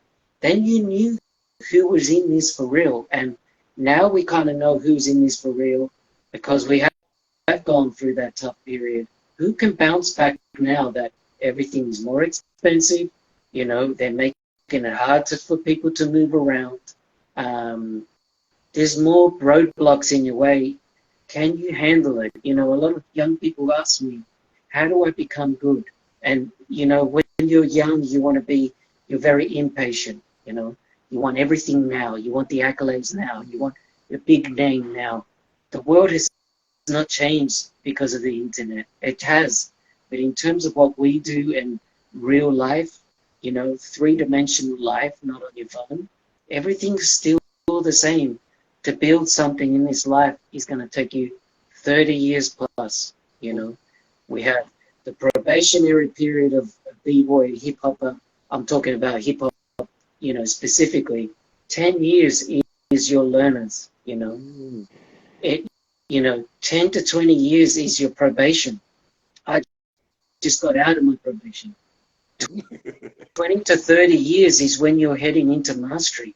30 yes, years onwards is ultra grandmaster status, you know. But exactly. can you take care of your body for that long? Can Oh, you take care of your mind and not become depressed because people don't care about you anymore and you're not in the spotlight anymore and you can't win competitions anymore?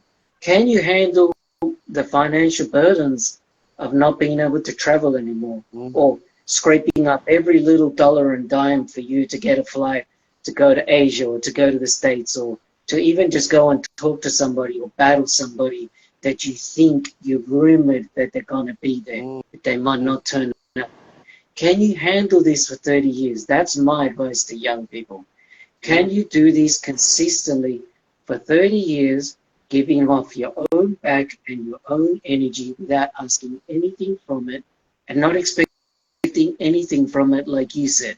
You know, that's what I realize as being the most biggest revelation in my thinking and my evolution in this journey of 20 something years.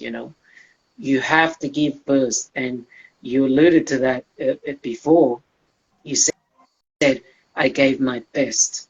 I gave the world my best with whatever I had, with the VHS tapes, with difficulties uploading. Man, that's all you need to do. If you're in this for 30 years and you give your best day in, day out, no matter what happens, you are committed to the journey. You have that warrior spirit in your heart. Everything will take care of itself. You don't need to worry, But the real test is when you've been the man and you start to fall down and nobody cares about you anymore. And nobody wears it, and you lose your sponsors. Man, a lot of people knock themselves off. They don't want to be on this earth anymore. I know Their people ego, that commit suicide. of course, man. I mean, it's rampant in hip hop. People taking their lives Yeah. and mental health issues is a massive thing, man. I don't think it's talked about very often, but depression and keeping your friends in check and telling them how and listening to them is a massive thing, because like you said, it's full of that bravado, it's full of that protecting yourself.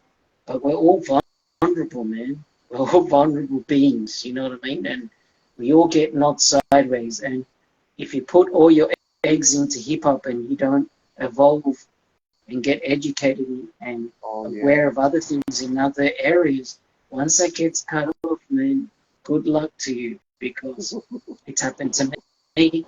It's probably happened to you a million times, to me, lots of different other people, and that is a real test of you being able to stand on your square and be like, all right, I can take this and I'm going to bounce back no matter what, Hmm. Man, you hit it right on the nail, man. I want to ask you one more question because I think we've been talking for maybe an hour and a half, huh? Yeah. I can talk MIKEY-ICE. No, That's one thing I can do. good though, bro. I just want to ask you, from me to you, when you think of the name Mikey Ice, what is it like? What comes across your mind? Because it's the first time that we met. So Yes, before we met, when you would hear the name Mikey Ice, like what would come across your mind? just the footage, man. Just the archival historian. That's what Okay. would come to me. Historian, um, a major contributor to hip hop culture and breaking specifically that element. But I know you're a hip hopper, you dabble in Yeah. other elements. Um, that's the number one thing, Okay. and I would say thank you very much, my brother, for all of the things that you did, because those tapes that you uploaded rekindled a fire. You know what I A mean? lot of people told And me that, bro. Even it today, does. people watch the tapes. They got families right now, though, bro, and everybody's like, "Yo, bro, like I got my windbreaker out yesterday." Yep. And also it takes them back to, that's the importance of that kind of stuff, is it takes them back to a carefree time, and it has the power to bring that child out of you again, which we forget about. Yeah. I mean, personally, me, I don't forget about that. That's something I practice to stay intact with all the time. But that spontaneous energy, the joy of playing, Mm. connecting with other people, that can't leave you, man. That dims your light, that dims the spirit inside of you. So taking people back to that, into a carefree time where probably things were pretty hard on a lot of people, but now we can look at it with perspective and go, man, that was a beautiful time. Oh, I love It it. gives you the chance to appreciate it and to catapult you to um, enjoy those next adventures. I think for me personally, I was at RF Jam, shout out to RF Jam, Felix, Radical Force, the whole crew. I was in Vietnam last month, and I knew going into it, after 2020, I knew that I had to have a different perspective and appreciation for what I do. You know what I'm saying? Like, I had to go in with a new heart, a new mind, new eyes, a new body, because these things don't last. They last a moment in time. Luckily, you can enjoy them. You can appreciate people, give them a hug, tell them you love them, tell Uh-huh. them you appreciate them. Yeah. And, that's what I'm doing with you right now. I appreciate you, my brother. I love you. I love the things that you've done for me, because I'm not the only one, like you said, that is telling you this stuff. And I hope that you keep going. The main thing is to keep going. You can take a rest, but do not stop. Once you stop, Yeah. you lose. That's massive. Yeah. Because for a while, like I took a pause, and that's when Korean rock came into the scene. That's what happened. Once I took a pause, he took off where I left off. And I'm watching it and I'm just like, oh.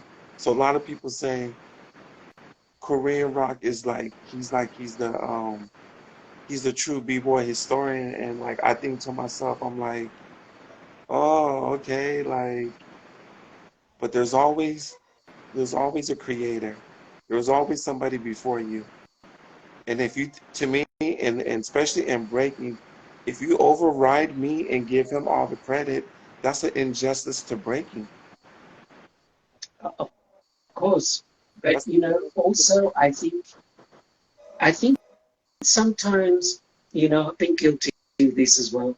We take things to heart, and it's fine, because we have feelings, and breaking. we want to be, we want recognition, and that's a massive respect is a massive thing in hip hop. I think in life in general, being men, being respected and um, being celebrated is a massive thing. But the thing is that I was telling a guy who organizes a huge event, and he took kind of yeah, he went into kind of hiatus, and then he felt a certain way about people organizing events, and he didn't like how things done. I'm like, oh, you only have yourself to blame because you took a break, and you shouldn't Hmm. be blaming or feeling guilty about yourself. Everybody needs a break. Can't do this 24/7, right? It's unnatural. But that's good. Now you have a competitor. You have Korean rock. You have Mikey-ICE. Um, I have people that I want competition. Like Frosty Freeze said, competition is tradition in hip hop. You know, we're nothing unless we have competition amongst ourselves. So it's good that should be celebrated. We should be thankful to still have those people around and be like, you know what I mean? Like that's going to push me. I think that's a good thing for that person to be like that, because once I started and I got on that Cypher Killers list, there were droves of people that started doing the same thing as me. But then when time passed, I felt a certain way about it. But then I was like, you know what? There's only one of me, and there's only one Mikey-ICE. And you Hmm. could have 20 billion other people copying me. But that essence and that time period and who I am and my understanding can never be replicated. You know what I mean? That's the beauty of the world. Like, you cannot replicate this. You could even have another guy with this on, at least the same shirt on, and breaking like me, but it's never going to be the same. That's why we look so down upon writing. You know what I mean? We look so down upon that energy of like trying to replicate it and taking it for your steal and taking it for your own. But those who know, you know what I'm Yeah. saying? So, A lot of and people if you're know. going to look at the history of it, you're going to understand the evolution. Okay, Korean rock, or somebody else who's doing the same thing. Cool, but you got to always dig deeper, man. I mean, that rabbit hole goes, a couple of decades Yeah. into that. Because I, So I honestly, nothing is lost. I honestly, Pepito, I think even the 20 more years from now, people are gonna look back at me and that dude, and we're gonna be etched into history because we're mainly like I'm gonna speak for myself because I paved the foundation. I opened that door for people to have their imagination to say, you know what?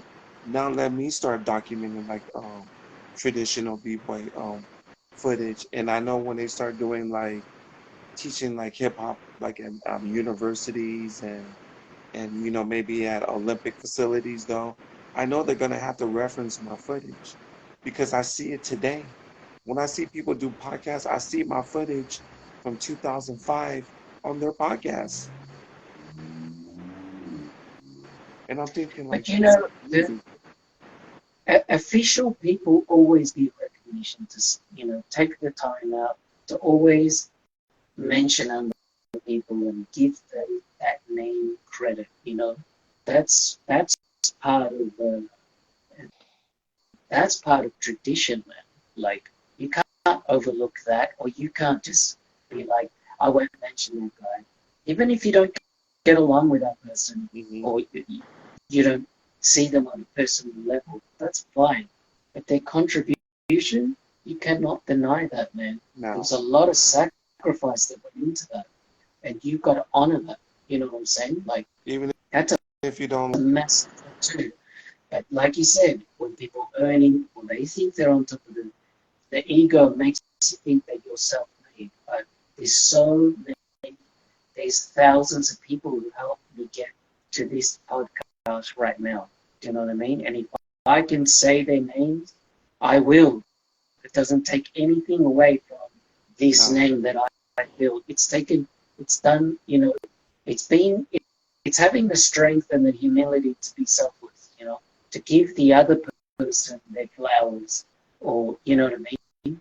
You're not putting them on a pedestal. There's nothing wrong with that. Like, that's what you've done. That's how you built your name. But you hmm made those people feel a certain way. That's powerful.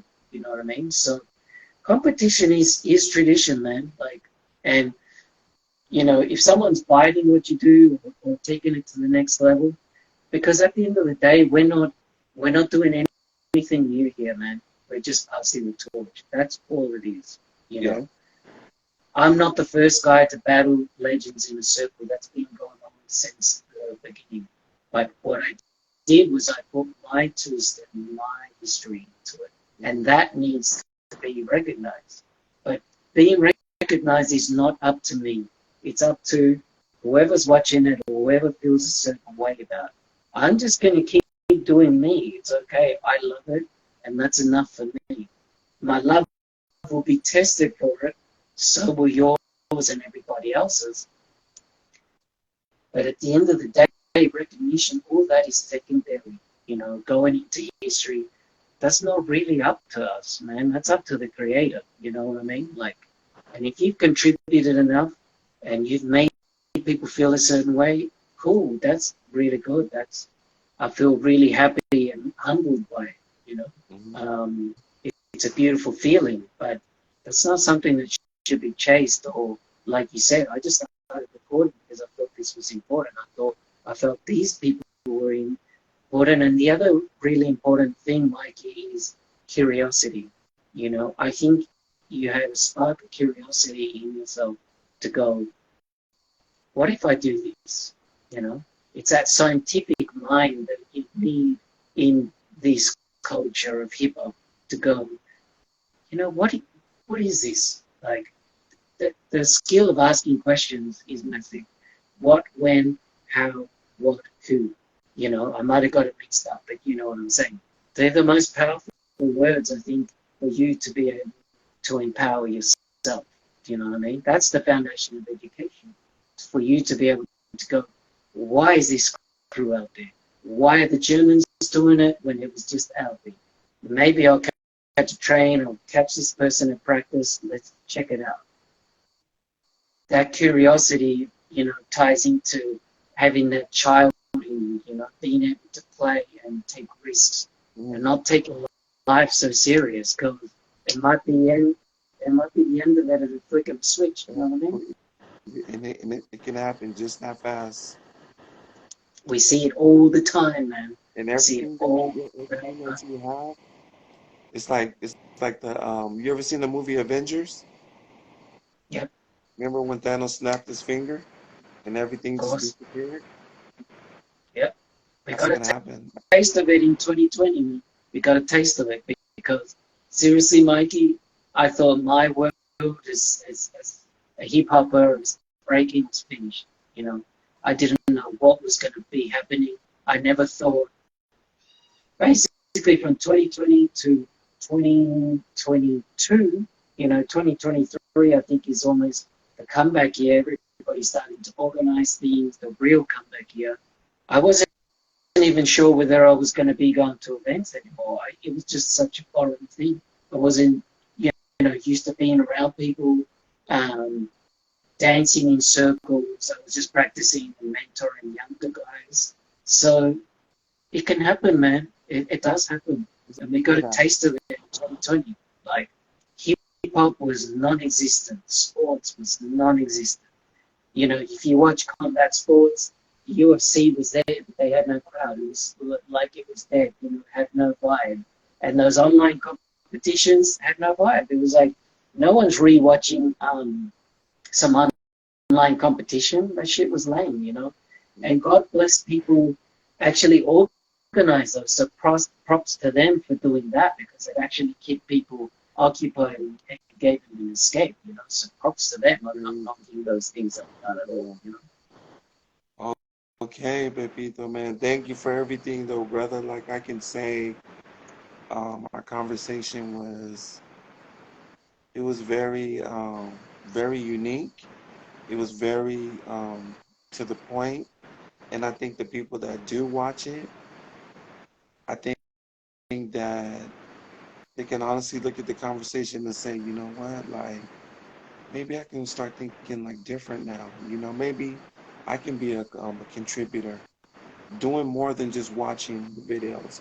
Maybe I can start something. Maybe I can start an internet radio show that that's start talking about what's going on in my city, and that's what I want. I want to see more than just two people holding it down. I want to see the whole world holding it down. I want to see the whole world, everybody's telling their stories. I want to see what I've done. I want to see what I'm doing being done in Australia, but from an Australian version. Like start, Hey, we did it, my man. yeah, We did exactly. it. We did it. I just want to give a shout out to a few people, Mikey, who Okay. joined the chat. So we've got my brother Disco Heat. Shout out to him. He's in Mexico. Um, he was actually a big, engineering in me understanding the breaks and understanding music and digging because he's a DJ. We used to look for like b-boy mixtapes together, and so I want to give him a shout out. Also got one of my biggest teachers in a b-boy called Tintin. He's in the chat, I think, still now. So Okay. what's up, Ian? A very, very big pivotal teacher in my journey. Everybody else who said what up, there was a few people from Flipside Kings, Tragic, who was on here, Just Rock, everybody else. Yep. And much love to you, Mikey-ICE. Thank you for taking the time and getting in touch with me. I think sometimes, like we said, people don't want to get in touch with people out of egotistical Yeah. bullshit, and don't want to reach out to people because, man, to me, you're my OG. And I know it's hard to get people, to get in touch with younger people, but the more younger people, the OGs do that with younger people, the more that this is going to prosper. Just one more thing, just lead by example, you know, don't spend your time talking about stuff, online, leading by example and Hmm. sacrificing. Don't complain about it. Be that difference that you want to see. Tomorrow I'm going to a jam. It's gonna be tight. It's gonna be thrown by the Squadron, which is Rock's Right's crew. Yep, Gonna be in yep. LA, bro. That jam is official. It's all circles all night, no competition. Oh, that's the one in McCallum, the park in LA, is it? MacArthur Park? Yes, that's the one, MacArthur Park. Yeah, Yeah, bro, that's the jam right there, bro. That is the jam. yeah, that's on my list, my brother. So when I get when I get my everything organized, I've been wanting to get out to that And then the B-Boy to that Summer's gonna shout out to happen this Miss summer Roger. too. The B-Boy Summer's Yeah, gonna be so in July. man, MacArthur Park, they had the B-Boy Summit in 2004 there. I saw some crazy stuff. I saw Mr. And Animation, rest in peace. And So, Radioton. okay, yeah, Radioton's gonna be at MacArthur Park this summer too. wow, cool. That's an amazing iconic spot, man. So, Oh my you know, God. I saw a lot of heavy stuff that changed my life and changed my trajectory, you know, Yeah. in this function, this beautiful, energetic movement that we call hip hop. So, Okay. Mikey-ICE, let's stay in touch, my brother, because I would love to connect with you in person if I'm out there for that jam. But I definitely have always got my eye out to go out to something like that in LA, because it's a little bit closer to Australia. It's still like mega far, but hey, I'm down to make the sacrifice, and we need to connect and build, my brother. Okay, man. Thank you for everything, Pepito. Peace, peace, peace Peace. and love to everybody. Peace, Okay. Mikey-ICE. Thank you. Peace.